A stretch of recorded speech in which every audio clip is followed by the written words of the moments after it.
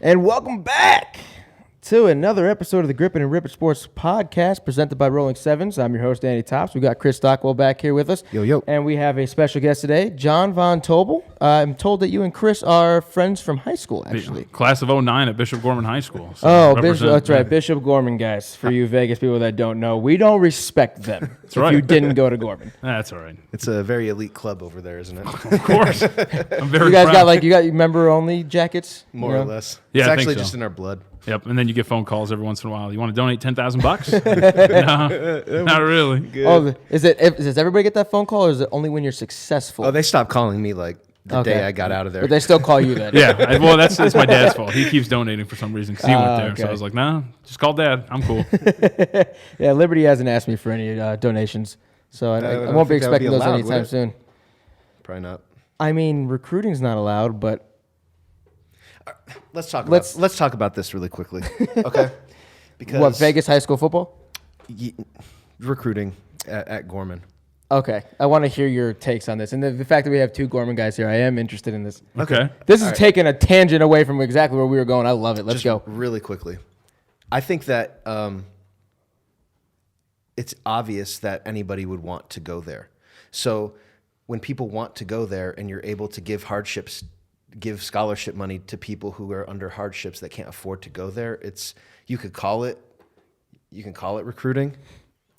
But hey, they're providing a service to people that aren't able to afford it. So, I mean, it's your take. so they win football games. Your take is underwhelming, but I 100% agree. I would do the exact same thing if I was in Gorman shoes, Yeah, I mean, why wouldn't you? Yeah. I don't know if you want to call it recruiting. I mean, I think they kind of recruit. Who cares? They can get away One, with it. They do Exactly. get to a certain extent. They're allowed to do how it. they get away you with know? it. Yeah. If I was playing in Vegas, I hope I would have gotten a call from Bishop Gorman at some point in time, Yeah, I mean, That's what it is. there's good football programs out here, right? But I Yeah. mean, like what Arborview, Liberty, you can go on and on. But I mean, come on, nationally ranked. The Gorman's always up here, You're playing the St. John Bosco's and St. Thomas Aquinas out in Florida. Brophy the Prep. Modern Days. Brophy Yeah. Prep back in our day. And I think they did even play Modern Day. They played Modern Day last The year. They Hawaii lost to school. Modern Day. Yeah, the Hawaii school they just played too. So Hey, yeah. That's great for Las Vegas football. I feel like when we were there, when we were in high school, the Valley didn't get a whole lot of pub, even though the talent was it was a pretty deep talent pool here. But now they're finally on the stage now. I would say Players make it. the pub is better for the schools like Gorman and Liberty, the ones that are the top tiers, the ones that play 3 or 4 games, outside of Nevada every year. Outside of that, though, there's really no publicity for anybody that's outside of those 2 schools. That's what sucks. Is that nowadays the variety and the expansion of Vegas football is really, there's nothing past those 2 teams. I mean, I feel like if you're good with the social media age today, you're going to get noticed. It's different. Man. Yeah, but It's you're a right. different thing. You're right to a point. But I feel like all those guys that are good on social media, where do they go? to a certain extent, right, the 2 programs. But I think there's obviously a difference between like singular popularity and guys getting up on like 24/7 and Rivals and things like that, and then programs like Gorman and Liberty. Like I agree with you. Yeah. Right. You hear about 2 programs for the most part coming out of Las Vegas, but individual talent, I mean, the ceiling is the roof, like Michael Jordan once said, for any kid to go out there as long as you're active on social media for the most part. And there's always going to be guys that slip through the cracks, Yeah. and sometimes there's late bloomers too. Sometimes you weren't that kid coming out of middle school or as a freshman that was really showing out. Next growth spurt for you to Exactly. really And then all of a sudden, become- you're playing for a lesser program, and I don't want to call Arborview lesser or anything like that, but you have Arborview, Desert Pines, Centennial, whatever school you want to name, Palo, and sometimes those kids fall through the cracks, and next thing you know, they're dominating the league because they don't have to play the Liberties and the Gormans, and they're running or playing defense all over somebody in the entire valley. So that happens as well. Yep. So let's transition a little bit into you and what you've got going on now. I know that you did work with ESPN, or are you still working with ESPN? So ESPN Las Vegas out here, yeah. I do that part time. That's where I started. Started as an intern, went to producer, and then moved on from there to my current gig, which is the Vegas Stats and Information Network. So it's a sports betting network. We're on multiple platforms: Fubo, Sling, SiriusXM is like our main platform. That's the big one. That's where I was, dude. I didn't even know, and I was just listening to VSiN one day, 204 on Sirius, and I was like, No fucking way. It's fucking John Von's on there. No way. Yeah, so it was a progressive, it was growth, and you just take the next step after next step. But it's been pretty cool, going from producer to where you're at now, and that is awesome. So as a producer with ESPN Las Vegas, what exactly did you do? So usually as a producer, you're in charge of booking guests. I mean, that's like priority number one. Number two is, like I've always put it, you always put the bells and whistles on things. So personally, I took it upon myself. I was in charge of music and rejoins, and just making the show sound better. And you also have an on-air role. Usually like a good producer is not seen but heard for the most part. So what I mean by that is, like I was in charge of drops, all the comedic stuff. So you put all the pizzazz into the show, and then eventually you become a third wheel. And so that's usually what a producer is. It's a lot of behind the scenes work. You also, like I would have to do all the little stuff too. Like you have to run games, which is you just sit behind a big old audio board during like AAA baseball games, and just when it's time for commercial, you just hit the button and you just sit there for 4 hours and a lot. Yes. So that sounds tedious. Yeah, so a lot of it's tedious, but then at the same time, you put in enough work, and then all of a sudden, you go on from there, and that's the part that sucks, because in the industry you meet a lot of people who just want to go from point A to point Z, and you got to realize that you have to sit there and press buttons for 4 hours before you can go on to the next step. You got to put in the time to get to the places you want to go. Yeah. So how did the VSiN thing come about? So VSiN was a startup. What has it been like 3 years now? And they needed a producer. So I was actually their first producer. They needed somebody behind the scenes to help them get off the ground, production, help build the studio, because the studio is based out in the South Point. So help build that, what we needed from an audio perspective. So I was brought on to help a lot behind the scenes there, and then I was Brent Musburger's producer. I was going to say, so is it that, because that's where I live, I'm on that side of town, so is it that little glass box that's right next to the sports book now? Yep, that's us. That's awesome. So I started as Brent's producer, helped him get off the ground, and then we expanded hours. We lost a couple hosts, and they needed somebody to fill in, and then filled in for a couple shows, and then went on from there. They're just like, you just need to do this. Yeah, I hopefully, either that or they were just like, man, we're screwed. Like, let's just use this. Let's just use this. We don't have a choice. He is our only chance. Yeah, exactly. But it's been going pretty well. Yeah, no, it's been going really well, and it's fun. It's so much better when you enjoy what you do. Going through school and working at like Starbucks, and then doing early morning shifts at Target when I was still a producer at the other spot because you needed to make a little bit more money. That sucks, but it's all worth it now that you can look back and say I did all that. You've gotten to where you're trying to get to, and I'm sure you're still trying to grow. From where you're at, but at least you've gotten to a point where you're comfortable and you enjoy it. That's always good. Yeah, never want to be complacent, because complacency is death. Yep, and anything that you do. So homers, I guess it's sad to say, Chris told me one of your homers is the Indianapolis Colts. So I do apologize. That's got to be a big blow, man. It really does. Like that, I'm not even joking. Like that's got to suck. It does suck to a certain extent. I will say that there's not many times where a franchise quarterback will retire 2 weeks before the season, and you can make the argument that the Colts are still in a relatively positive place with what their backup situation was to Jacoby Brissett. It's not the worst situation to be in by any means. You could have him retire and your backup be the guy they just signed like last week in Brian Hoyer, right? Or you could have something even worse behind him, like a Deshaun Kaiser or something like that. So I always said they should have just signed. They should have just signed Curtis Painter and guaranteed 0-16. Oh yeah, well, and see, the year that Peyton went down, that's the situation. They signed Kerry Collins off the couch. They had Curtis Painter still on the roster. Like it was just Dan Orlovsky ended up leading them to like their first win that season. They were 0-13 to beat the Texans on Thursday night. But going back to it, it sucks because the kid was awesome. Andrew Luck is the absolute. I think he's really could be a top 3 quarterback in the NFL, and especially with the pairing of Frank Reich, who came along and was absolutely phenomenal. His first time as a head coach. So I think that's the offensive line's better than 2017. The head coach is much better than 2017. The defense is much better than 2017. Defense is really and good. Those running backs should hit the ground. They should hit the ground regardless. Yeah, so it's a negative, and that, of course, a franchise quarterback decides to up and leave. But it's also I don't know if you call it a positive, but it's a moot point because you actually have a guy who I think can be an adequate starting quarterback. They believe in. They trust him. He did okay. Well, was it 2017 when Jacoby Brissett was the main guy? Yeah. He did okay.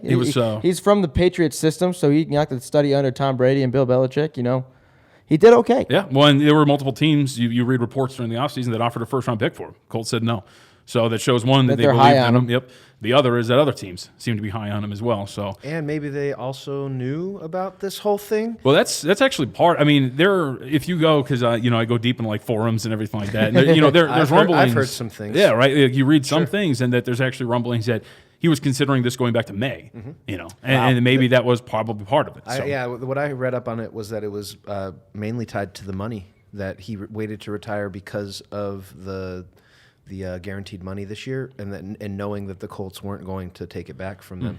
Well, see, that's why they waited so long for it to actually happen. Yeah, see, I didn't read that. I know that maybe part of it was allegedly there was this whole thing surrounding Hawaii. Like he wanted to go to Hawaii to rehab for the first 3 months of the season.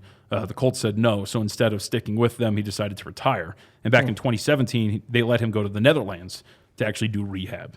And so, I don't know, there was some alleged disconnect there. And there's also rumors of like opioid addiction because of the painkillers that he's been on because of all the injuries that he suffered. So there's a lot out there about what's going on. Rumors. I think when everything like that is swirling, sometimes it is good to just get away. You know, and I don't think I definitely don't hold it against him for protecting his life. No, and we talked about that last week. Yeah, that was a big section last week. Is that he's a smart dude. He's a Stanford guy, and you can't hold it against somebody for making the smart decision for their life plan, not necessarily their income and their wealth as of right now because of playing a game. You know, I'm always pro player when it comes to like contracts, when it comes to like, keeping their bodies in shape and everything like that. So if he doesn't want to limp around as an old man and barely walk or barely able to use his shoulders, all the power to him. He should be able to make that decision. I will say I am a little sad because it's pretty much official now that my bold prediction last week is not going to come true, which was that Nick Mullins would be traded to the Colts and the Colts will make the playoffs this year. Little sad about that. But he was awarded the backup job in San Francisco, so when the inevitable Jimmy Garoppolo goes down again and he takes the San Francisco 49ers to the playoffs, I'll have a little Why bit don't you of balance just there. jump on Nick Mullins to the Bears train? No, and we're going to get into that. I don't want to hear none of your shit. All right, so Colts, what about other teams? What other teams are you a fan of? Like in terms of like rooting interest, nothing really. I mean, if we're talking like all sports, obviously. So I was born out in SoCal, in Anaheim. So you know, I'm usually generally like I'm all LA. Like so, I'm an Angels guy, I'm a Clippers guy, and I've been a Clippers guy. So let's just. You're sure about that? I've suffered through 19 win seasons with the Davis trio and everything like that. Even as far back as Michael Olowokandi. Oh yeah, and the World Be Free way back when, watching old videos of him. No, and so it's all LA centric for the most part. Then obviously UNLV.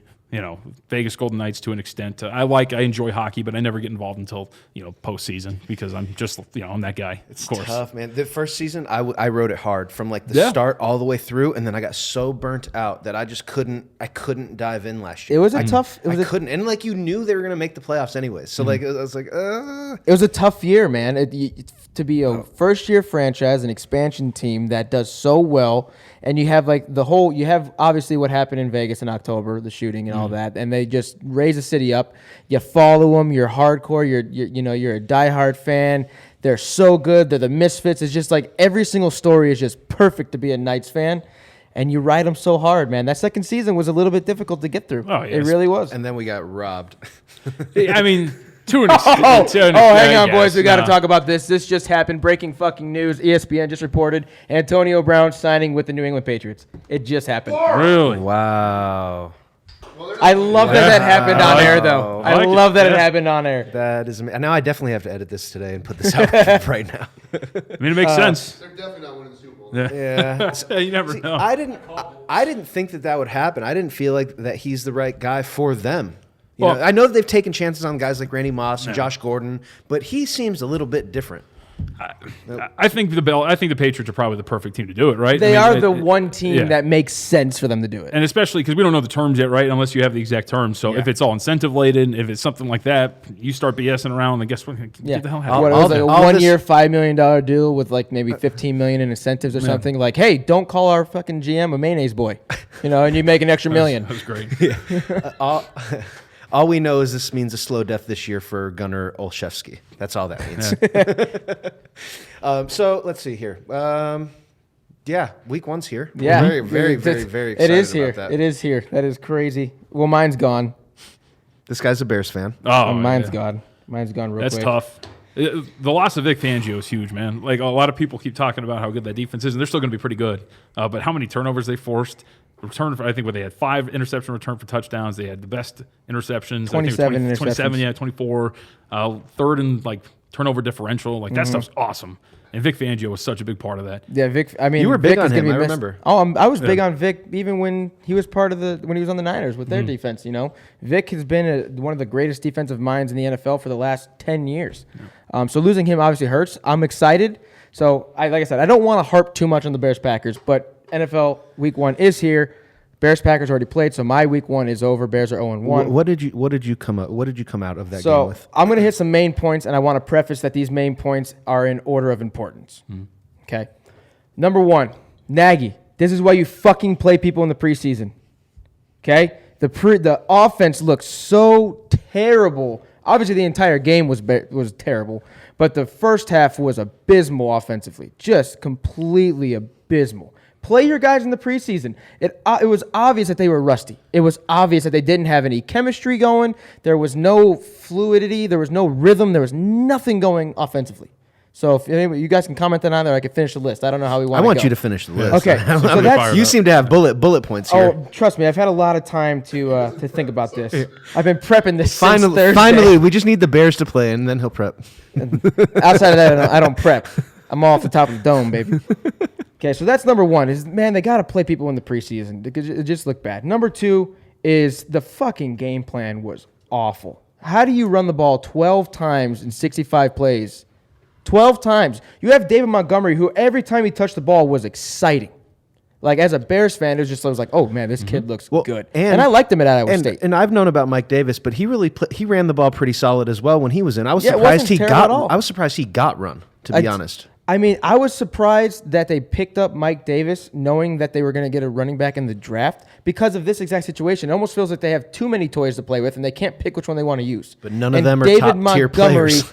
But David Montgomery needs to be the one that is used most often as your prototypical bell cow, your prototypical running back. Tarek Cohen, he can do a whole bunch of stuff. You don't have to just give him handoffs out of the back. Bro, he finally started to play well once they split him out wide and he started running routes out of the slot. He was even lined up outside. So that's number two, is that they got to simplify the offense in a way that they got to stop worrying about so much when it comes to the running backs, and the game plan was terrible. Run the ball. It was a 7-3 game for the entire time. Mm-hmm.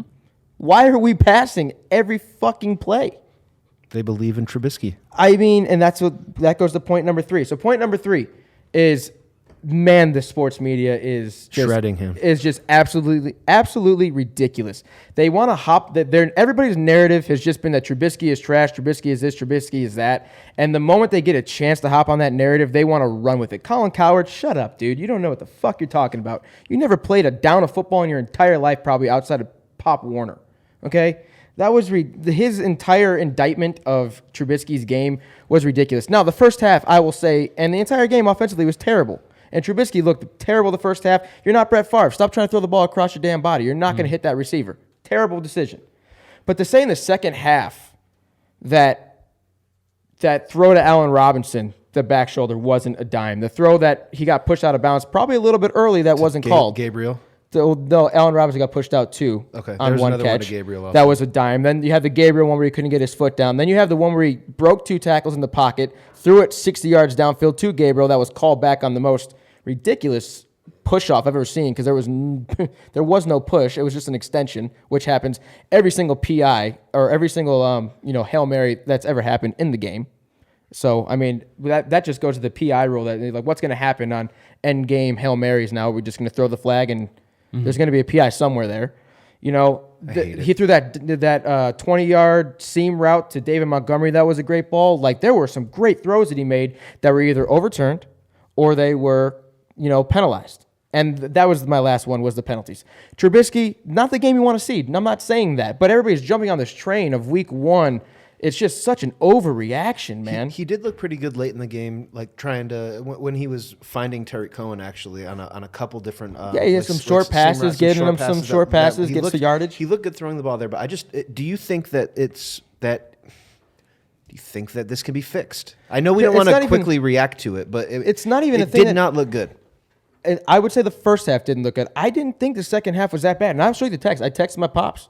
I said, Trubisky's not impressed me. Where's this step that he was supposed to take? In the first half, I said that. I texted it to him. The second half was completely different. I would take any quarterback in the league. Let's see what their statistics are, because I've been hounded on Facebook now because of my Dak comments, and people say, oh, no, I'd rather have Dak over Trubisky, yada, yada, yada. And they say 25 for 45 or whatever he was for 228 yards and an interception, right? Not to mention that one pick was a pass interference. I don't know who number 38 is on the Packers defense, but he impeded Allen Robinson's route, and I guarantee you that he would have at least made a play on the ball had that not have happened. But I digress. I think that they need to work on getting him some more weapons, man. How many? You can see that Allen Robinson is not what he's not come back from. I thought Allen Robinson had a great from the game. ACL. He doesn't have the same burst to me that he did. Seven did before. catches, 107 The yards. burst, man. I don't know. I thought he had a good He game. threw it 45 times. He should have 7 catches. 40 exactly, and he should fucking run the ball more so that we don't have to worry about that. But I would like to see quarterback stats. Show me a Dak Prescott game where he gets sacked 5 times. Show me a Tom Brady game where he gets sacked 5 times. They don't. Everybody keeps forgetting Aaron Rodgers was 18 for 30 for 200 yards and 1 touchdown. He got sacked 6 times. Like, he had this great game. Like, when your offensive line isn't producing, what do you expect from the quarterback? He didn't have time. Well, see, I'm actually so. When it comes to Trubisky, I'm one of those that's not very high on him. And to me, like you mentioned all the throws, and you make great points about the throws that he made. To me, it's for every throw that he makes, he doesn't make a throw. There was third quarter, he had a guy on a seam route which completely overthrew him. Yes, he did. It was Anthony Miller. Yeah, right. So there's the interception that he throws into double coverage in the back of the end zone to end the game. So throws like that where he's missing guys that are wide open, it seems like I don't know if it's throws that are outside of the hashes or what, but when it gets a little bit further downfield, when it gets to his left, he seems to struggle on a lot of those throws. And so to me, that's been the issues with Trubisky, because for every throw that he can make, there's a lot of throws that he can't make. And I would agree, because there was also a play that he rolled out to the left as well, or he left the pocket. It wasn't a rollout, but he left the pocket to the left, and Allen Robinson was down on the sideline. He was wide open, and he didn't make the pass. Yep. And those are still things that worry me. But, man, when you see the arm talent, you see the throws that he can make, I hope that eventually he gets to that level, but people are just so quick to just And that's what it is. They immediately go, well, you traded drafted up him above Mahomes Yeah, and above it's very Deshaun easy Watson. to do that now. It is. And like, I saw an article on Facebook today. I think it's one of those big sports, websites, and they're like, should the Bears look into getting different other quarterback options? And the options were Marcus Mariota, Teddy Bridgewater, Jake Fromm, Nate Stanley, and Sudfeld, you mean? Who's Nate Stanley? From Iowa. Oh, okay. I'm sure you're talking about drafting guys. It was draft and free agency. So it was Mariota, Eli Manning was in there too, Teddy Bridgewater, Jordan Love out of Utah State, and Nate Stanley out of Iowa, and Jake Fromm out of Georgia. We're gonna go back here. How's not Nick Mullins not on that list? No shit, he should be. He's the best one out of all those, in my opinion. I mean, really, you want Marcus Mariota over Teddy or over Trubisky? Like, Trubisky is a much better quarterback, in my opinion. I mean, you guys might disagree with that. Then you look at the statistics in Mariota's years. 1, he can't stay healthy. 2, he hasn't really shown much. Yeah, he's lackluster. I mean, to me, the difference between those two is we know what Mariota is. There's still a case to be made that we don't really know what Trubisky is. He's still growing. And you go back to just he's going into North Carolina. He had like a minuscule amount of starts as a starting quarterback. You only in have high one school. Senior year. Senior year. Then he goes to North Carolina, then gets out of there early. So it's almost like you see some of these guys like in the NBA. People don't realize they're 18, 19 years old when they get in the league. And they're like, kid's a bust. It's like, well, he doesn't have a big track record of playing. Let's let him play at this level, and let's see exactly what he's going to transform into. Did Trubisky was he the leader in bets placed for Oh, MVP? yeah. By far. Right. Over at the Westgate, they were destroying the Westgate for him. They were knocking down doors to get to It was him. like 250 to 1, and then it went all the way down to like 10 to 1. Yeah, 250 to 1, and I think they initially moved then to like 50 to 1. Like they were getting inundated with Trubisky money. Well, I can guarantee you that bet's just about out the window They now. played him. Yeah, there's no way. Yeah, after that performance, it's pretty much. And then my final point, though, was the officiating. The officiating was god awful, and it went both ways for the most part of That's the game. all you can ask for, as long as it's. It was much worse on the Bears side. I'm not saying that the Packers didn't have some bad calls on their side, but 50-yard pass completion to Gabriel, overturned. You had non-PIs calls. You had a very ticky-tack foul on a 3rd and 7, Aaron Rodgers, the quarterback. Next thing you know, he's in the huddle with the referees. Oh, yeah, he touched him. You can't do that. I mean, it's things that you expect when you're playing an Aaron Rodgers, but the officiating, they were way too flag happy the entire game, not even one-sided. Well, they do. I thought, personally. They do that to kind of reel everybody in. It'll improve as we get into, weeks 2 Bears and 3 had a and 4. 1st and 40 at one point in the game. They had 5 holding penalties. They had 11 all of last year in one game. On one drive. They had 2 holdings on one drive. Man. So I just hold the flags a little bit, guy. But I'm not freaking out as like most Bears fans are. I'm more upset with how Bears fans are reacting. It's week 1. We lost week 1 to the Packers last year. Does it hurt as a Bears fan to lose to the Packers? Yes, it burns me deep in my core, But I'm not freaking out. The defense, like you mentioned, losing Fangio hurt, but I thought Looked the pretty defense good. looked pretty. When you hold Aaron Rodgers to 10 points, you should win the game, but at least we held Aaron Rodgers to 10 points. Yeah, and I think really for me, like, because we talked about this all offseason, like the Bears were a good candidate for a bounce, just considering the turnovers numbers that they had, the fact that they lose Fangio. So a bounce to about a 9-7 or an 8-8 team, just because you don't get that defensive output that you did last year. They set you up with so many short fields or touchdowns and things like that. And I think over the long term, you're going to see the difference between Vic Fangio and Chuck Pagano. And that as a didn't defensive happen in the coordinator. game. You know, we did not have good field position for most of that game. We were starting a lot of that. That fucking Green Bay kicker and their defense, respect to their defense too. The defense for the Green Bay Packers was a lot better than I was expecting them to be with that punter, man. He could boot it. It does go both ways, though. If you're able to move the ball even a little bit, you're going to be able to create some field position for you as well. And they weren't even able to do that. But no, the entire second half, though, 3 of the last 4 drives in the second half all went across the 50-yard line. And they have 8 new starters on defense. Green Bay, right? No. Yeah, Preston Bay? Smith, Zadarius Smith, Preston Smith out of Amos? I loved him. Adrian Amos was the one that picked off that ball. Yep. No, they spent a lot of money on their defense, and they did. retained Pettin, which is good because you get to keep the system around. The guys that have been there, you know, you have actually a little bit of continuity. So, actually, I was really impressed. I'm with you. Like, the outside linebackers were pretty impressive for Green Bay. The defense overall was relatively impressive. And you made a great point, and we talked about this after the game on the network, which is a lot is going to be made of the Bears and Trubisky and Nagy with weird calls like on 3rd and short, gets too going in cute sometimes, going man. in shotgun on 3rd and short and doing things like that. But Green Bay has a lot of issues working on their offense as well because they didn't look smooth. They didn't have anything. They have no identity. Yeah, like the And- offensive line did not get any push whatsoever. Maybe it's the talent that they're facing on the Not other even side, that. but- What was the one thing that both teams did throughout the entire preseason? No reps whatsoever. No reps. Yeah. None of the first team guys got reps on either the Packers or the Bears, and it showed week 1. There was no rhythm. There was no chemistry. There was no nothing. So there needs to be a middle ground too. They got to play. They got to play their guys in the preseason. You got to at just least a have little some bit. type of reps. That's why week season or preseason week 3 has always been the dress rehearsal. The dress rehearsal, exactly. You play the first half. So that'll tie right into Antonio Brown and how he's Oh, going God, to here look. we go. How he's going to look coming into New England now, which is amazing that happened while we were doing this. But it's a good fit. I'm shocked, but And appalled. No, I'm not appalled. I guess if that's where he's going to go, that's where he's going to go. I guess before we even get into that, let's just talk about the AB situation. Okay. It's been every day Yeah, since last week's episode. 3 months now.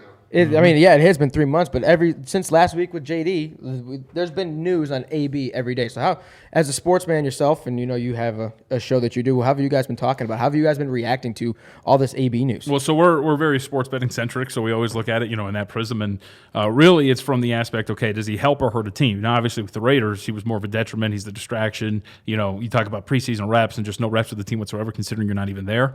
Hasn't even practiced Yeah, he half hasn't the been time. practicing. So I think you can look at it from the Raiders' perspective. You look at it as almost a positive. Like, all right, he's out of here. Let's focus. Let's go on. Like, the Raiders aren't going to be that good. Their schedule is absolutely brutal. But from that standpoint, it's a positive. And I think from New England's standpoint, they have a really deep wide receiving core, man, and he just adds to it. just got so much right. deeper. And if And you they lost get, to Kilharry for at least half the season, Yep, too, which hurts. exactly. They were deep without him, with Gordon and Edelman. And so to And Demaryius Demaryius Thomas also. Yeah, Now like you to- add AB to the top of that. Sorry to cut you off. No, of course. Go No, ahead. just like you guys are right. And this seems like the perfect franchise to do that. I mean, we know about the Patriot way and Bill Belichick not taking anything. And it looked like the Raiders were just continuously letting him do whatever he wanted. And that's not going to happen here. Like for Mayock to come out and suspend him and try to suspend him and fine him. And then Gruden comes out and says, no, he's going to play week 1 on Monday. And there just seemed to be they a good cop, disconnect. bad Yeah, copped a him. disconnect there. Yeah. Why was the GM and It was a Gruden classic not case of good cop, talking? bad cop, man. You think so? Sure. Why not? Do they needed him out there? They need him. Yeah. And John Gruden, the head coach, the man who's supposed to have his back, did have his back the entire time, and he still did him dirty. I feel that's probably who I feel worse for with the Raiders organization right now. It's Gruden. Well, I think that's why Gruden was fighting so hard. It seemed like there was a disconnect between Gruden and Mayock. And to the point of bad cop, good cop, when you play bad cop, good cop, there's at least there is a certain goal that both the cops share, right? Yeah. It didn't seem like these two No, shared the not same at goal. all. Mayock seemed like he was trying to, kind of wrangle him in and be like, all right, let's exhibit some control here. Gruden seemed like, look, we're gonna be buddies. I want him on my offense. This is how he is. You know, and let's I want just let him be him, and we'll deal with it. And sure enough, eventually, like, you're given no choice. Like, when you continuously, okay, all right, let's move on, and then he does something else. Okay, let's move on. And then he does something else, and he didn't even do anything crazy. It's just that he kept doing little things over and over again. It was the accumulation of things. It was the helmet 3 different times. It was the feet. It was calling Mike Mayock mayonnaise boy and a cracker.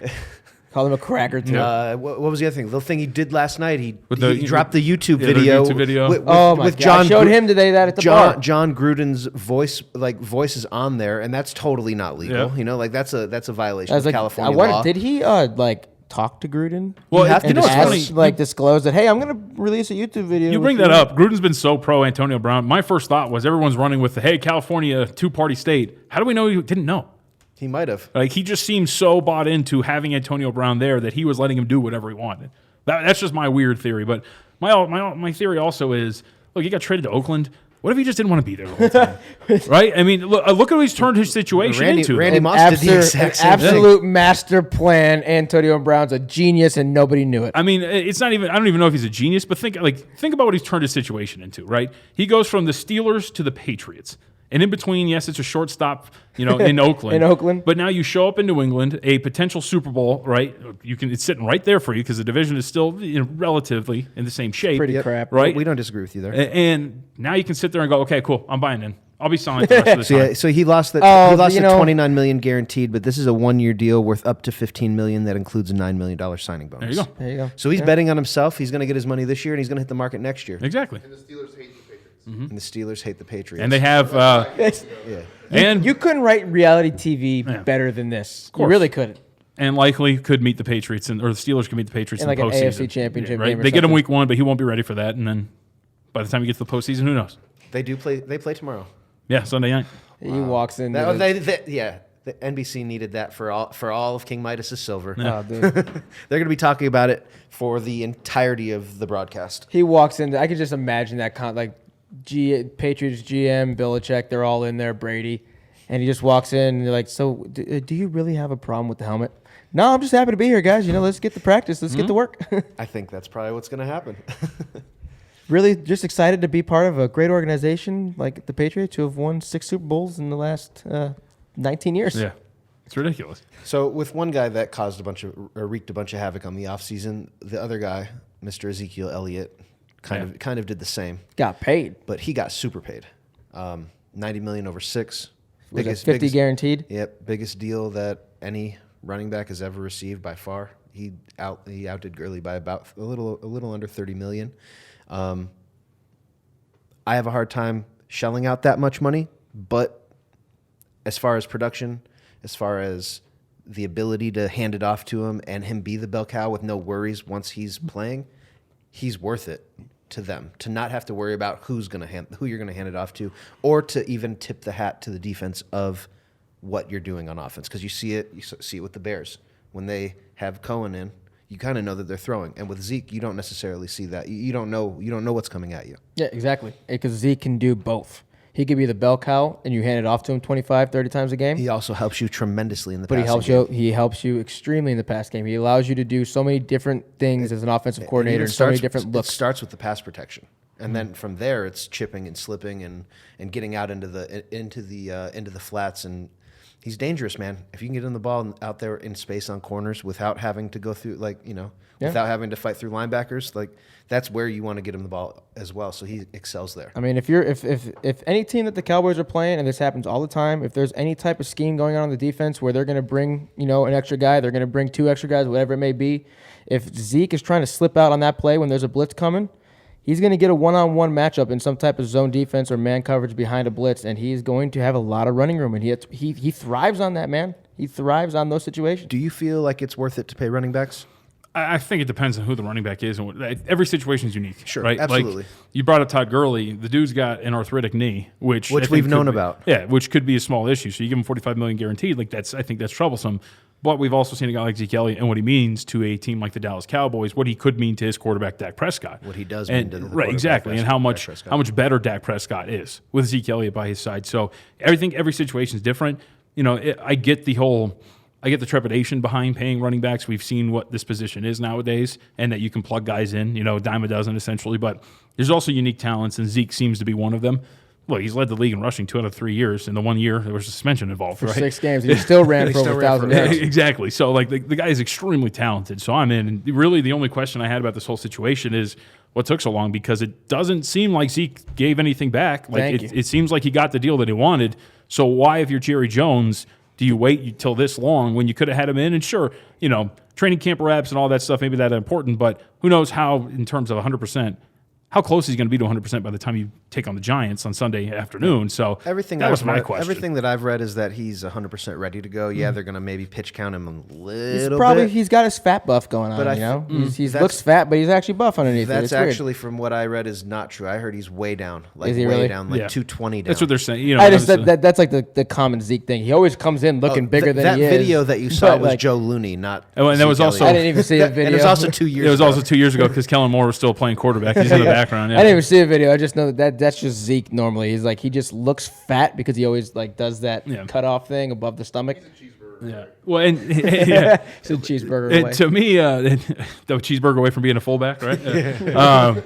Well, and to me, it's not even more so much about even the shape. It's, are you ready to take hits? Are you ready? It's a punishing position. And, do you want to get a couple of those licks in during training camp and a couple of licks in the preseason? And that was my thing, because it does not seem on the surface that Zeke gave anything back in terms of the guaranteed money, in terms of the length, in terms of the money overall. So that was the only thing I looked at. And that was the surprising thing to me when we woke up that morning. It was like, why did they wait so long? Why was there this holdout if you're going to give it to him? Yeah. Well, they wanted to try to get it done for less.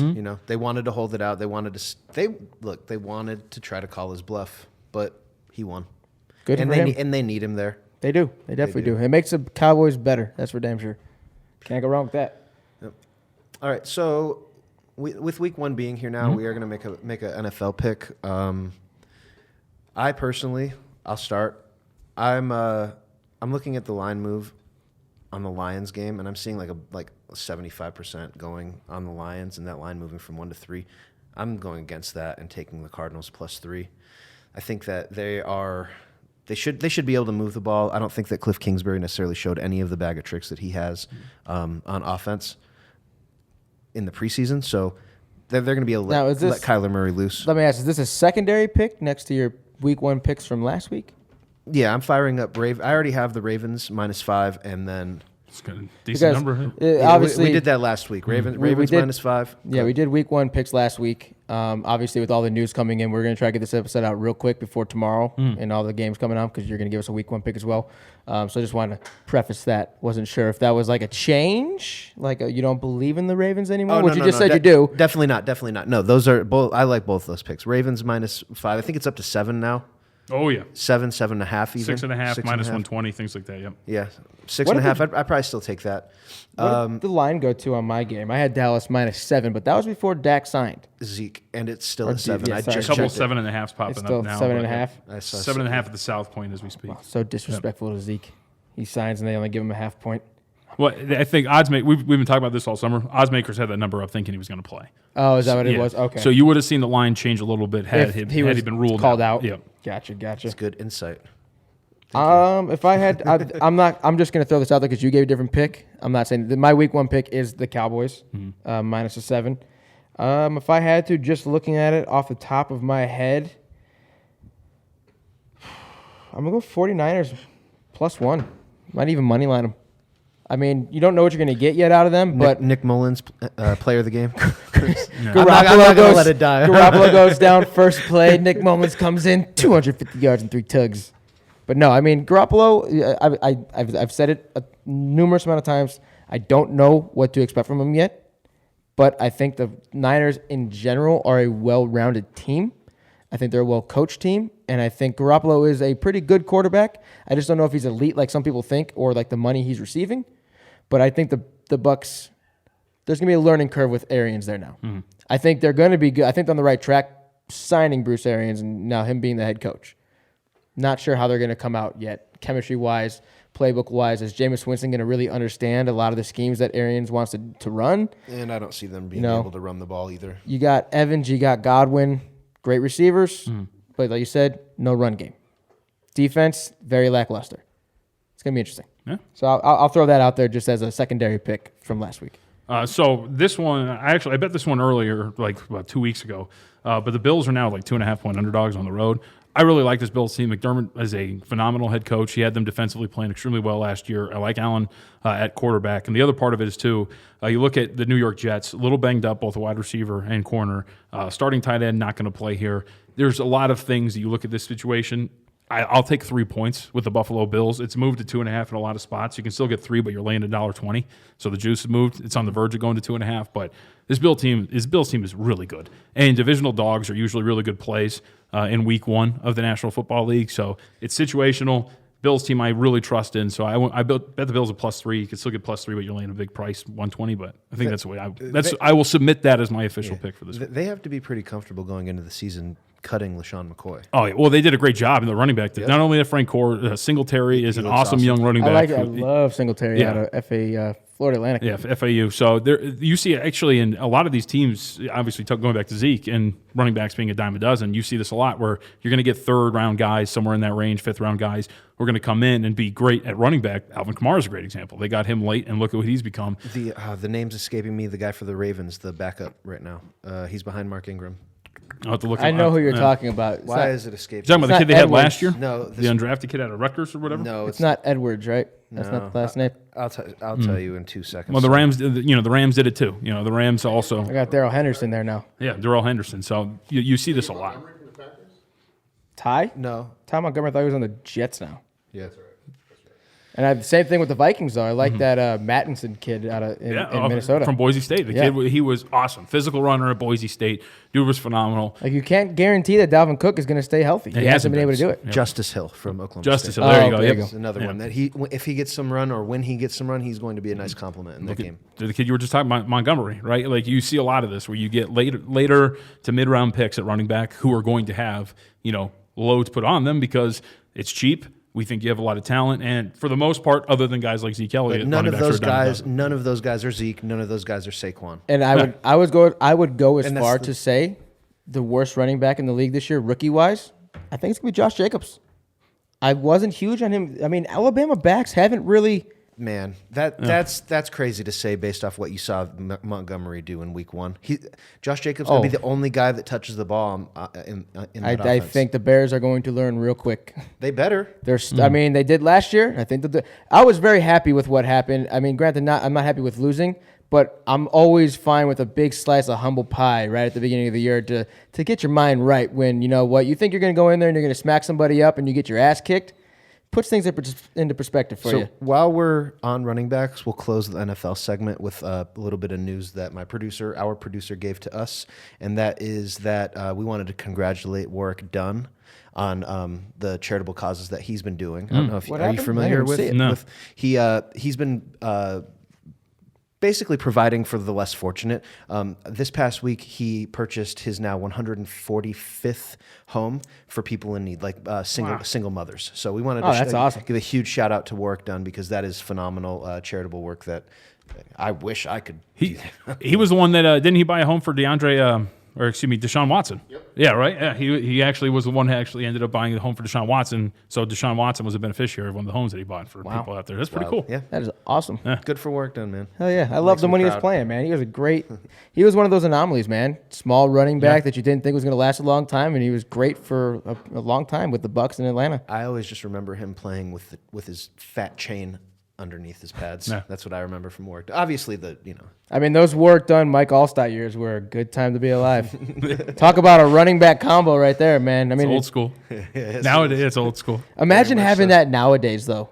What do you think, little tangent, what do you think would have happened if you had a Warwick Dunn, Mike Allstott in the NFL today with the schemes and the way that offenses are run? I don't know. I'm curious. I mean, the closest example I think would be last year's Seahawks. Like, they ran the ball over 50% of the time. They averaged over 200 yards per game on the ground, and they were relatively good last year. But they kept it out of the hands of their quarterback, who's freaking awesome, Russell Wilson. But I think you'd maybe see something like that. Still relatively successful. I mean, the Cowboys are a good example. They don't have a duo, but they're very run heavy. They're very run heavy and relying on a running back. So I think I'm trying to think of a pair that match up where you've got a little scat as well as like tremendous power. The closest that I saying can they're- remember is White and Johnson for Tennessee. What was that, like 5 years ago? Lendale White White and and Chris Chris Johnson. Johnson. Yeah. I was gonna say you could have thought about is that New England a LeGarrette? couple years ago. LeGarrette Blunt and Deion Lewis. Yeah, that's where I was going. Yeah. Well, you've got Deion Lewis. mean, that's and the year Derrick he Henry. scored, what, 18 There you touchdowns? go. That's the one, Dan. Deion Lewis and Derrick Henry is the closest in today's game. Yeah. That's in I Tennessee. don't even know if they use them as effectively as. No, definitely you know? not. But But that's gotta LeGarrette be Blunt the had closest. 18 touchdowns that year. That's where I was going, was that New England Yeah, Patriots they got it year. to the 4 and then just gave him the rock. But like you don't even see like Mike Allstott was really a fullback, and you don't see guys like that anymore. I mean, you really don't see guys like that ever. Peyton But Hillis the last time. yeah, God, what a flash in the pan. Madden curse, man. What are you gonna do? It happens. I always thought Toby Gerhart was going to blow up when he went Oh. when he went to Jacksonville. Don't don't bring up Toby. So let's transition into college now. Week 1 is effectively done as this episode is over. I don't really have too many takes on what's going on 17-3 right now. halftime. Let's go. 17-3 halftime at Clemson. Mainly my biggest takeaway was Jalen Hurts and how good he looked in That was Oklahoma. a great pick. So yeah, last week we made some Heisman predictions. JD went with Jonathan Taylor out of Wisconsin. Chris went with Jalen Hurts out of Oklahoma. And my dumbass went with JT Daniels out of USC. Oh man. One of us is not the same. We wanted to get off the Tua Trevor Lawrence train. Yeah, we wanted were to just, trying to get outside We wanted of to that. take one step away from that and look at guys that might fit in there. Do you have somebody like that? Jonathan Taylor was my guy. Yeah. I mean, he's freaking awesome. How many? He had 3 touchdowns before we started the episode. Has he You scored- got has he 4 now? scored It again? probably has. But I think the issue is when it comes to Heisman, as it has been lately, is if you're not a quarterback, then you're screwed. Pretty much. It's not even the top quarterbacks. It's just if you're not a quarterback, it seems that you're screwed. Like Jonathan Taylor's a great example. Kid over 4,000 rushing yards in his first 2 seasons. I think the highest he finished was 4th. He's not even Yeah, on he's the not map. even- on the ballot. Yeah, it's ridiculous. So I think it's really become a quarterback's award up to this point. And maybe you need to reshift your awards and have something else so you can actually get another offensive player involved or something. But to me, that's been the biggest issue. It's not even so much being some of these top guys. It's that you don't play the right position. It's a popularity contest. I mean, if he puts up 30-something touchdowns this year, he better be on the ballot. And recency also is look at last year, right? That was Tua's award the entire season, right? And then Kyler Murray has a 3-2 game stretch where he's absolutely unreal. They win games that matter, and all of a sudden he wins the award. Like, and even in the betting circles, like that flip, Tua was as high as like $1,000 favorite, right? Bro, I and then started as the taking- weeks leading up, it just flipped like I that. started taking Tua like June last year. Every week, $10, $20, $30, $40, $50, all the way through. And I'm just like sitting on this. I'm like, fuck. He got hurt. He wasn't playing late in games because they were blowing everybody out. His numbers were there, but there were no meaningful games at the end. Go ahead. Well, no, I'm just like, because you're right. I think what hurt him was the SEC championship game. The fact that he wasn't playing well, then he got knocked then down. he had Jalen to- Hurts that came. hurt. But to me, the Heisman is a season-long award. It's not what you did in the last 2 or 3 weeks. It's what you do all season long. And that was the issue. That's the issue I had. I thought Tua should have won it last year. I was with you. I was praying it would have been Yeah, it yeah. would have been a huge payday. Yeah. Yeah. But So, no, that's but now the nature of that beast. Now that begs the question with the predictions this year, and we hit it a little bit last week, but we can get into it a little bit more now. Obviously, I suck. Fade me not hardcore. true. Don't ever follow my picks or my ideas because I suck. JT Daniels goes down for what was the second quarter with the ACL tear. You can't predict that. I man. know, but I feel bad. I feel bad for him because I like JT Daniels. I was hoping he'd have a better year, Yeah, it's and your I'm the fault. one that probably Yeah. did it to him. But Jalen Hurts, Oklahoma quarterback, transferred from Alabama. Can they possibly give it to? And let me preface this again, and I hate using the word preface so many damn times in an episode. I've used like 4 now, but I hate the Big 12. And you guys know that. You don't know that. I can't stand the Big 12 as a conference. I don't think they deserve to be called the Power 5. I think that they don't know what the word defense means because they throw up 50-something points a game in that conference, and it's like 55, 45 type finishes. Should Oklahoma possibly have a 3rd straight Heisman winner? I want you to take it because you know my answer. Could they or will they? Should they? I mean, if they He's put asking if what he's asking is If it is comes this down more to- due to the system, the lack of defense in Lincoln Riley, or is it actually the quarterback play? Well, I think it's a lot to do with Lincoln Riley. I think it's like 70 to 75% Lincoln Riley. I mean, we have seen what Baker Mayfield can be. Baker Mayfield's a pretty good quarterback, and we think he can be pretty good in the NFL. We'll see what happens with Kyler Murray, but the system, I mean, look what he's doing with Jalen Hurts. Jalen Hurts goes from an offense in which he was a game manager, handing it off, didn't have to do too much, to where and Houston's a bad defensive team. We'll see more from him. But to see what he did in week 1 is you have to look at Lincoln Riley and be like, this guy has a lot to do with it. But at the same time, if he puts up the numbers, if Jalen Hurts is the most outstanding player in college football at the end of the season, I don't think the last 2 years should derail anything in that. So if it's tied. Yeah, if it's Jalen Hurts, then it's going to be Jalen Hurts. And it sucks that it's the 3rd straight year that Oklahoma and Lincoln Riley are going to do it. But right? That's great for him. But and that's where my argument goes, is that how many quarterbacks put up close to the same numbers in the mid-major level? How many Mountain West guys? I mean, I'm not saying there are Mountain West guys. I'm just saying a mid-major conference. Okay, how many Mountain West guys do it? How many Sun Belt guys, Conference USA guys, Mackenzie independent Milton's guys? a great example when he was healthy. Exactly, from UCF before that devastating knee injury, because I really liked Mackenzie Milton. But how many of these guys put up very similar numbers, but because of the competition that they play and the lack therefore strength of schedule, they don't even get nominated. They're also not going undefeated against the lack of strength of schedule. So I think that's the biggest detraction. Mackenzie Milton did 2 years in a row. Yeah, but they were on the radar. And I think that's part of a bigger conversation, right? I think that's, are any of these smaller conferences going to get their due? Do you expand college football playoffs because of that? Like, I think that's a bigger conversation right to be there, had. baby. You know what I mean? Or do you make a separate type Heisman Award for the group of 5? Things like that. Because it's a question that should be asked, but I don't think it's ever going to get answered. I mean, or it is. They don't care. Like, they're not going to give it to these small guys. I think that's where it's more at, is they don't care, because those teams don't bring in the ratings like the Oklahomas, the Clemsons, the Alabamas. They don't have that rating system that they do. But I think that it should be.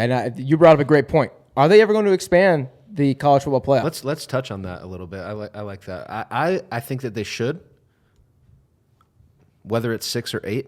I think 8's perfect. 8 makes sense, but 6 would be a good start. I'd be down with 6. I always thought 6 is perfect. 6 is good. Each conference winner in a group of 5. 2 like a 2 mid. Yeah, the top 2 seeds, you get a bye. You go on to the next round, play on a neutral. The first round is played at home sites, whoever wins, and then you get a group of 5 representative for that last spot in the wild card. So it's not bad, and that works. That's fine with me. My take has always been that they go a little bit old school and a little bit new school. You do 6 or you do 8, but you use the BCS rankings to peg those 8 teams. Now, I think that takes away from a season, though, right? I mean, To me, that's tough, I think. Yeah. I see where you're going with it, though. To me, I think you don't want to take away from conferences. So you're rating a conference championship. So you still conference. It's almost like the NBA, right? Like no, the in the NCAA NBA tournament. Yeah, you win your division, you get into the postseason. Doesn't necessarily mean you get a top 3 seed, but you're in. So you win your conference, you get in, and then you can have somebody rank them or reseed them, if you will. But I think that's safe to say, because it doesn't take away from the regular season, doesn't take away from conference titles, which I know is some people's worry that would happen. So if you go 8, you get 5 teams. Because of the Power 5 conference champions, you get a group of 5 representative and 2 wild cards. And I'd be cool with that. Yeah. I think it's exciting. I think a lot of people would love that. It goes a couple years. What was it? 2 years ago when UCF beat Auburn. Yeah, and they had that whole big deal about we hung a national banner trophy, and I really would have loved to see what UCF could have done against some of those teams, because I think they were that good in that Scott Frost system, man. To beat Auburn, to have a team outside of the Power 5 come in the, what you said was the Rose Bowl? Peach Bowl. Peach Bowl, and beat Auburn, an SEC powerhouse. Like, it was the right place at the right time. We've seen it before with Boise. Utah, Boise, TCU, and they never got to play the SEC team. They never got to play any of the big time guys. And they should have. Those were big time schools that had big time players that won big time games that didn't ever even get the chance. Yep. Well, that's part of the reason, though. If you're Florida, because like UCF has been knocking on the door to do a home and home or something like that, how does it benefit you if you're Florida? Because the only thing, it doesn't. The only thing that could happen is UCF beats you, then you have egg on your face and something like that. Your season's over. There's nothing to gain if you're Florida to have a team like UCF on your schedule. And to compare 2 different sports where your point is from, is it's the same thing that happened a couple years back when finally Bill Self and Kansas decided to play Wichita State. And it hadn't happened in like 30-something years because Wichita State had finally gotten good, but Kansas being in the Big 12 and Wichita State, who is now in the AAC, but they were in the Missouri Valley Conference at that time, they never wanted to play Wichita State because it didn't benefit them. It would only hurt them if they lost, but if they won, it was like, okay, well, Kansas is supposed to win that game. Basketball is just different, where you could still lose to Wichita State and make the tournament even without winning your conference. You just Well, they did lose.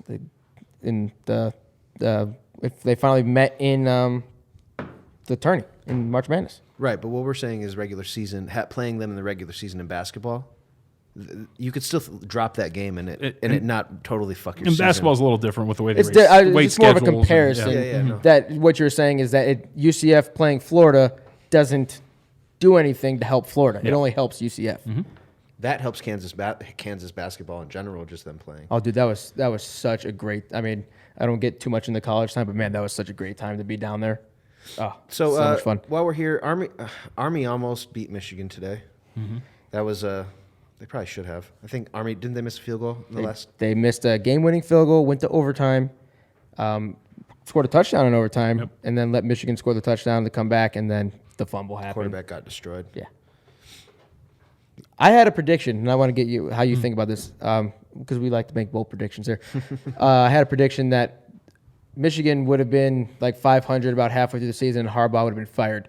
Now, obviously, if that Army game would have happened that way, we could really talk about it. But do you think even just with that alone, how do you feel about Harbaugh with Michigan? Do you think that there's even the possibility, because even he brought it, he doesn't think it's even possible that Harbaugh ever gets fired? Oh, I from think Michigan? I definitely think he could get fired, or he leaves. I mean, think about it. He hasn't beat Ohio State yet, right? So this year it sets up perfectly for him. Urban Meyer's not there anymore. You get them at home. You go. Let's say you lose just one game leading up to that, and then you get blown out again.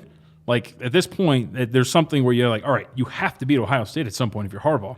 He regularly struggles with teams that are within the top 10. He's got a losing record against them if they're ranked in the top 10. So Has he won any yet? I think he's like 2-10 or I was gonna something. say, I think like that. maybe one or two. I think I saw it. Yeah, something like He's only got one win, really, or two, somewhere in that range. So he struggles in those big situations. So I think that's a big deal. Now, like today's tricky. They were 21-point favorites, but Army did last year push Oklahoma to overtime as well, and they ended up losing that game. Now, Oklahoma wasn't that good defensively, but we have a track record of Army doing Well, that. and it's the 4 yards in a cloud of dust that they do with the triple option. Yep. It's very hard to stop. It allows for very close games, but the problem that you run into is if you get behind, you can't come back. Yeah, well, and you saw it in a situation where they needed to pass, they dropped back, Yeah, they don't got have a little that bit strip there. sack, right? So that's part of the issue. But to me, like when I think with Michigan, it's been the same thing every year. Every season we hear we're going to open up the offense. It's going to look a little bit different. And it never does. It didn't look really that much different. Shea Patterson looked pretty bad today, missing a looked lot of terrible. throws. So we'll see if he can actually turn things around. But to me, I think there is a very realistic situation. I don't know if they go 500, but if they win Bold 9, bold no, of prediction, course. you know. But if they go 9-3 and lose to Ohio State in another blowout, especially at home, like I think it's very realistic that Harbaugh's not there next year. Now, whether he gets fired or whether he steps down, it's a different situation. But I think it's definitely in the cards. Now, do we think it's Harbaugh's fault? Oh yeah. Because Harbaugh didn't have these problems in the NFL. Harbaugh, now granted, he had Vic Fangio in San Francisco, and he had one hell of a fucking defense in San Francisco. But he never had these problems where he couldn't win the big game. Like we can, or at Stanford, he made it to the NFC Championship. They made it to a Super Bowl. I think if they play Alex Smith in that Super Bowl, that's a whole different argument. They would have won that Super Bowl very easily.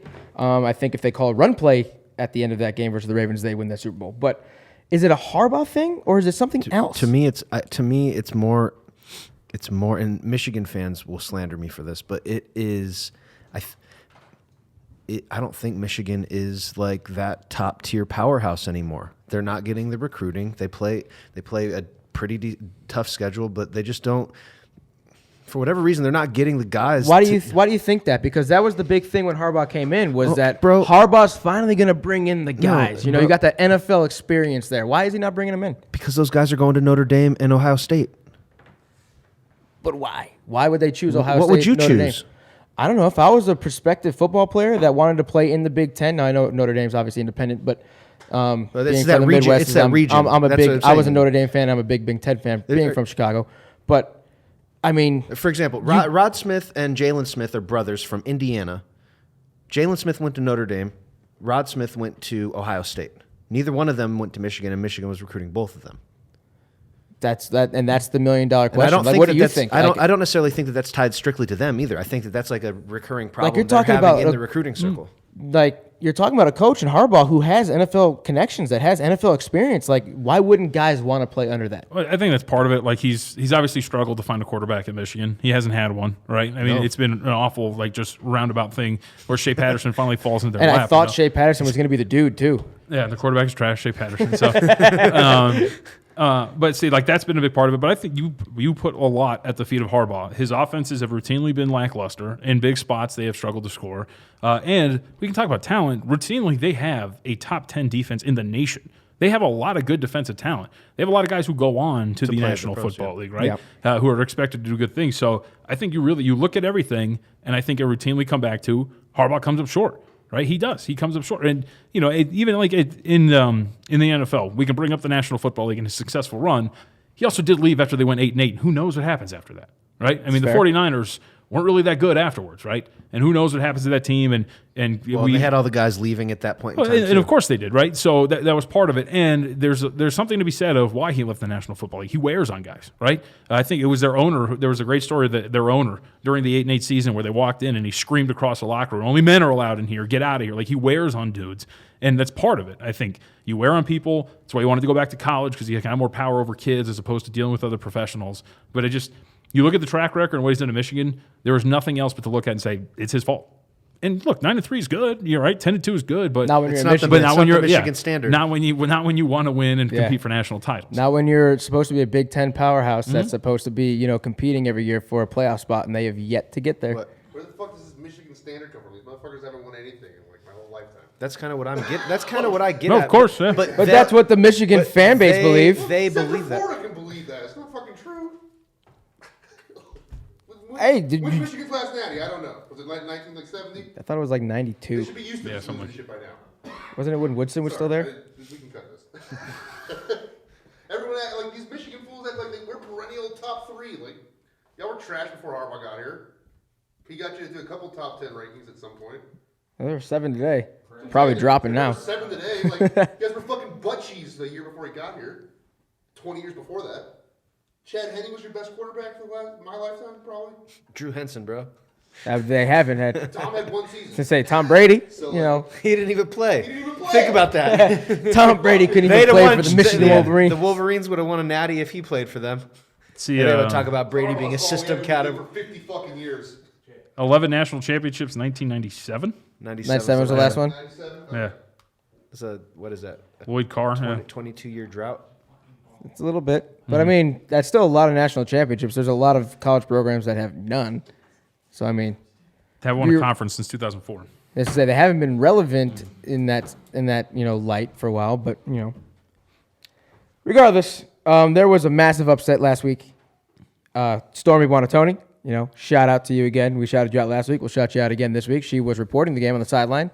If you don't know, that's his sister. Really? She's now the rinkside girl for the Golden Knights. Yeah, she used to do Mountain West stuff, didn't she? Yeah.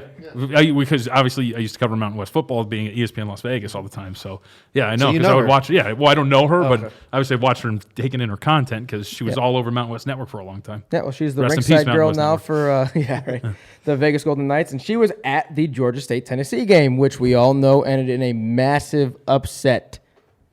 Is it Ryan Leaf's fault, guys? Yes. Wow. It's always Ryan Leaf's fault. But wow. Georgia State, Tennessee, in Tennessee.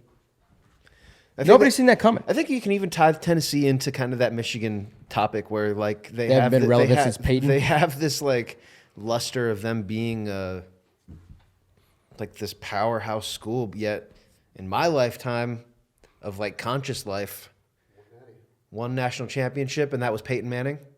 The year after. Yeah. Team Martin. All Peyton's hand-me-downs. All Peyton's hand-me-downs. What was the line?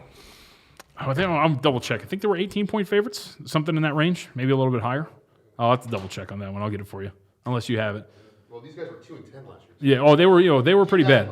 Georgia State was terrible last year. Good. Bet against them a couple times last year. The talent is getting deeper and spreading across much more than being top heavy. And that's been the narrative that see a lot of people have been talking about is that these more. FCS teams have been coming into playing Division 1 guys, Division 1A guys they're playing great games. Sac State Sac State lost 17-3 yesterday versus Arizona. It was 3-0 at halftime. Yep. We saw it a lot. Are already starting to see it in basketball where there's only 12 to 15 guys on the team. There's 320 teams, right? Like in football, with there being 60, 70 guys on a team, there's more spots to fill. But now that these schools they're getting deeper, they're getting a little bit better recruits, and all the kids that are coming out are getting better. It's creating a little bit more parity between what would be a perennial bottom feeder and somebody who. I mean, South Dakota State should have beaten Minnesota last week. Should have. 24.5. No, 24.5. 14 at halftime, or a halftime line was 14. Yeah. So, it's football, right? Any given Sunday. You had that one, right? No, yeah, of course. Yeah, of course. You'd have loved to have been on that one. Yeah, Georgia State money line. I swear. Hey, I should have been on Howard the year that they beat UNLV, but It's still the biggest point spread upset. 38. In history. We talked about it. I went to the book and they wouldn't give it to me. I was gonna money line it for like $10. Well, certain books don't have money lines on those big ones. South Point does money lines for every single college football game. So if you want to find a spot that's going to have money lines like that, Just drive out there. yeah, Do South Point. But certain books won't do money lines on all the college games. It's weird too because with Tennessee, it's an interesting situation. Like in the last few days, I don't know if you guys have seen, but they've also lost 2 dudes on their program, a cornerback and a wide receiver, if I remember correctly. So you lose in week 1. You got guys shipping off for the program. It's an interesting spot for Pruitt because if you remember, they were about to hire Greg Schiano that year, and then everything happens, and then of course they get Pruitt and a new AD. So it seems like it's a tough spot. Their schedule's brutal too. If you look at it, I think they opened up conference play with, not in this order, but Florida, Georgia, Alabama. I think Auburn's in there as well. That's a gauntlet. Yeah, What are you going to do? So it could be a rough start. The back end of their schedule is a lot more friendly, but They're going to be dead in the water by that time. Yeah, I mean, a lot of they're gonna be barely playing for a bowl at that time. a lot of the sharper bettors like them today against BYU. I liked them too. I said inside that, I said coming off of that loss to Georgia State, that they're -4.5 today. I would hammer Tennessee. There's just, you would expect a team that's supposed to be good, that's in a Power 5 conference, That gets top tier recruits. Yeah, that gets those types of players, that they should come out and play a good game today after getting their butts kicked. But who knows? I didn't put them on my ticket because I'm not gonna lie, I was a little scared. We've routinely seen freshman quarterbacks actually come out and play well in college football. Obviously it's a huge stage. Some kids aren't ready for it, but we saw last week with Bachmeier as well as Bo Nix that they were ready. And I don't know about Bachmeier, but Nix, he didn't necessarily play great the whole game. But I wouldn't say Bachmeier played a great game either. I didn't see that game. I just know about. But watching Bo Nix, he did not look very good. But then at the very end of the game, I don't know, he just got composed and led the offense down the field and trusted his guy to make a play. It's like the things that you need to do being a quarterback. I think with Nix too. Nix is He's got talent. Yeah, and I think it's like that. It's the ceiling of what these guys can be. Like obviously they're freshmen, so you have a long way to progress until you actually reach a peak of your performance. But it's about matching them up with good personnel around them. Like look at Nix is a great example. You have a deep wide receiving core coming back. You have an offensive line returns 5 starters. You have a backfield that is loaded with talent and experience as well. So it's a good situation to have a lot of guys around you that are experienced. Bachmeier is amazing because, watching the game yesterday, they had Bachmeier in as a freshman, and their running back, whose name escapes me because they also have a kid who's returning who was a backup last year. But they were going freshman at running back, freshman at quarterback, and they just did that the entire second half. And they were trusting him. And granted, they only scored 14 points. Marshall's pretty good defensively, though. But as long as you set them up for success, it's a big part of it. You don't want to throw a kid out there that he's the only guy in terms of experience and everything like that. And coming in as a freshman, too, it's just, that's rough. So last year, I think, with JT Daniels. Last year, Daniels was in a tough spot. He what's it called? He actually, he switched up his classes so he could graduate a year earlier to go to USC, which makes it even tougher. He's even younger than most people are when he comes in. Which is what sucks as well. I really want him to have a good year because I was high on him coming out of Mater Dei, and the injury is a killer. But I mean, imagine that pressure, that feeling of being 9 months ago, you were playing versus some high school kids that, out of the 53-man roster, if you even have one that's big, in high school, because some teams don't, especially in Vegas,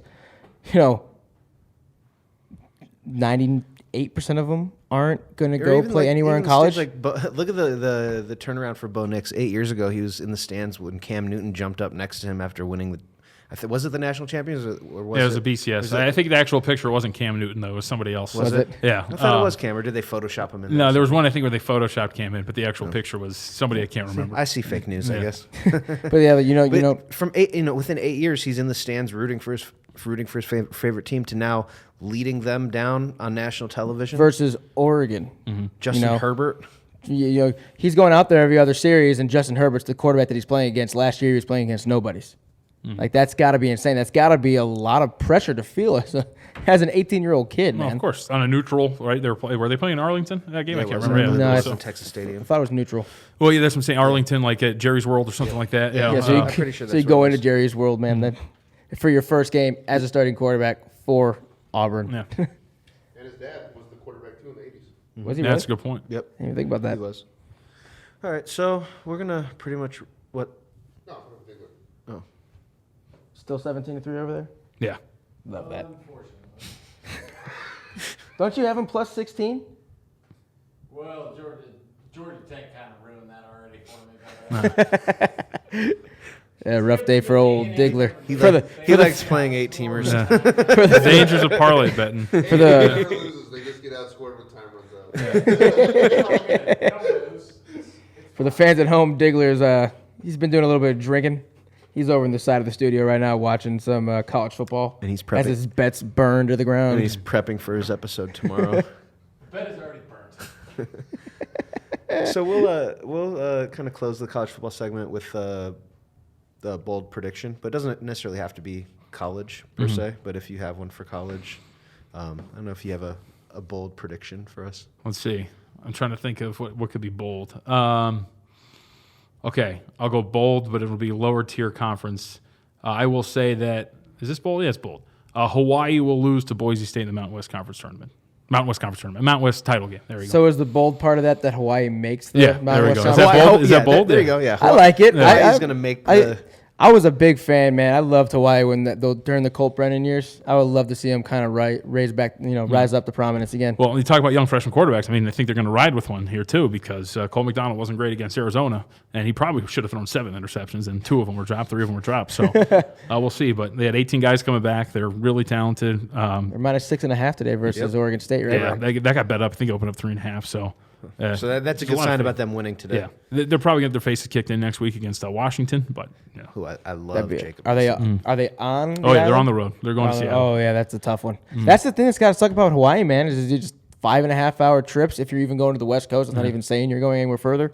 Yep. Oh, it is. It's crazy. I remember last year, and I got lucky because I bet against them. They played Army, but they had to go all the way to New York to play Army, and it was a 9 a.m. kickoff. I remember that They're game. playing on Friday night, basically, for them. You know what I mean? It's nuts. But they ended up Army was only 6.5, got bet up to 7, and it's the importance of getting numbers. Like I laid 6.5 with Army, and then there they are. It's 30 seconds left, and they're there to tie the game potentially. And you're like, how does this team keep doing this? So they're well coached, and this year they got a lot of returning talent, 2 all-conference wide receivers, so they should be pretty good. So I think they were 30-1 to win the Mountain West. So you get in the title game. You got a chance. Yeah. 30-1, you might as well. If you got some good money on there, you could hedge the other side of that too. Well, of course, if you get there, of course. Yeah. Yep. Can't go wrong with that. How So about what you? you're saying though Oh, is go ahead. hammer Hawaii today. All huh? year long. Hammer Hawaii. If you still got conference title futures up, I mean, it could be. Considering it depends on what happens, but some spots still have odds to win conference titles. I would think so. Still hanging right now, so some take them off. I think if they- Westgate still got them. If I They would got know that everything. they're going to be that good, or at least a betting man as yourself would have given me a tip, I'd have probably thrown a couple bucks on them.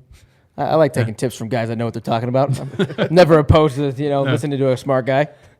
So is it me? Yeah, go for it. No, you go. Okay. Let me think. Ezekiel Elliott's going to run for 2,000 yards this year. Ooh, I love that. I love that. Yeah. And that's all I'm saying.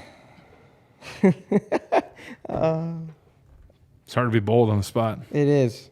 I thought about this Bold. I got something bold, and everybody's gonna fucking hate it. I don't even want to say it. Mitch Trubisky wins Yeah, MVP. It wasn't that. It's not that bold, but it's where I was going. I think let's say Mitch Trubisky throws for 3,500 yards and 30 touchdowns. And what, they go 5-11? I fucking hope not Sorry. if he does that. Well, how many interceptions though? Yeah. Does he throw 28 interceptions, or does he throw 18 or 10. 10? That's 10. All right, you got one out of the way. Did he 9 to Did go. he throw a pick on Thursday? Yeah. So he got one out He of had the way. 14 tough, last man. year. I mean, he only threw 1. I mean, Could happen. a couple were dropped, but That's every They got game. a tough schedule. He's really good at throwing drop picks. oh yeah. That's his specialty. So every week we do or every time we film, we do today's biggest piece of shit. I don't know if you caught that or anything. Yeah, if So you've what is made it this? to the biggest, if you made it to the end of every episode, I do a call sign. Okay. Today's the biggest piece of shit of the week, and you will announce it to our fans. You don't have to if you don't want to be. Yes, if you don't want to be associated associated with it, it's our thing. So what is it? Well, like, give me an example. So who was last week's? The same guy. The same guy that it is today. He's been a. It wasn't. First 3-time winner. Was it? No, it wasn't last week. He wasn't last week's. He was Gio's episode. Yeah, it was. Oh, okay. It was BJ two. Penn last It was week. BJ Penn last week. BJ Penn was last yeah, week I for feel the bad. street. It's pretty fight much. guy. It's not so much. It's more of a tongue-in-cheek joke. Of course. It's somebody that does something stupid, and we Okay. like to make a little bit of fun at him. So yeah, today's biggest piece of shit of the week is Antonio Brown? it is Okay. again. Basically for driving that circus up there in Oakland and I leaving mean- $29 million guaranteed on the table. Although it weirdly in the middle of the episode turned around and looks like he actually might have made the right business move or something. I don't know. I don't know, man. It's just I sit here, Oh God. I look at my phone, I get updates from ESPN, Bleacher Report, every other sports app that you could have, and it was just A/B this, A/B that, A/B this. Dude, shut up. Please, God. No one cares about your helmet.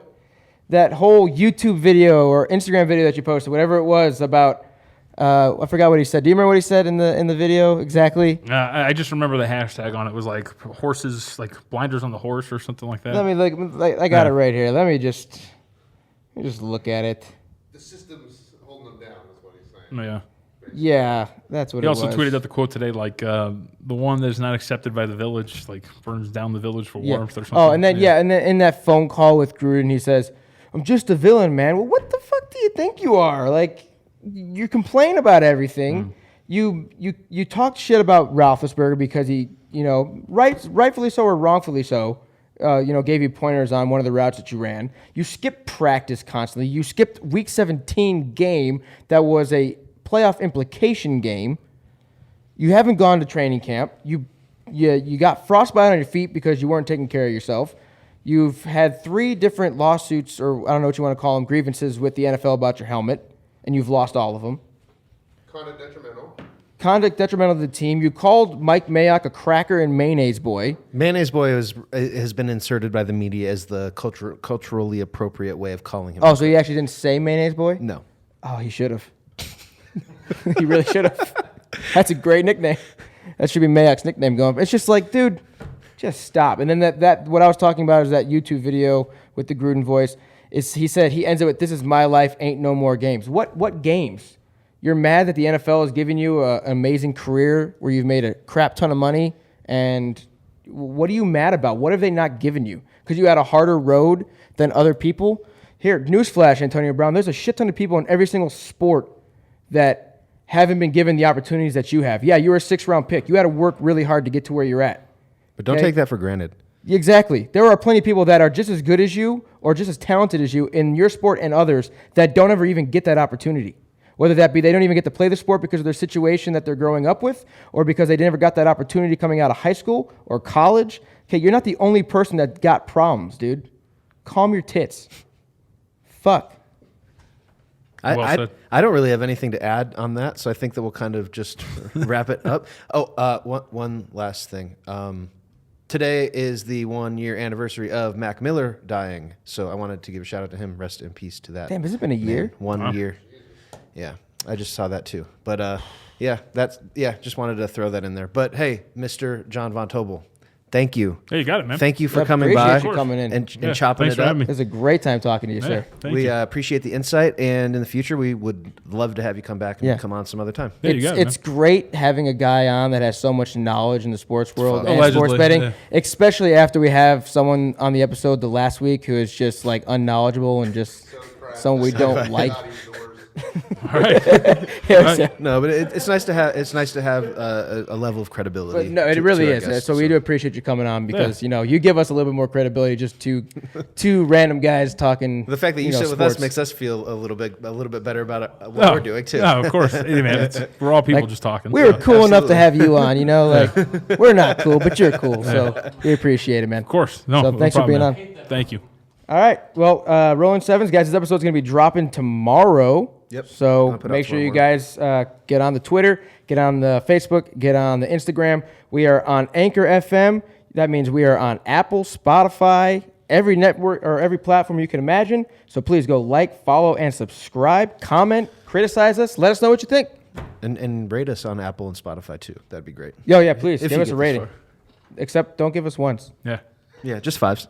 5s, please. If you're gonna give us anything lower than a 5, then just don't do it. I'll take a 4. A 4 No, is no, okay. no. I'm Let's okay with the 4. Not until we get one, and then we're. I rated us a 5. We got one 5-star rating. We got 10 of them. We got Route 10. Yeah, it might Dude, be we're higher fucking than that. killing the game. All right, let's end that. We don't need to talk anymore.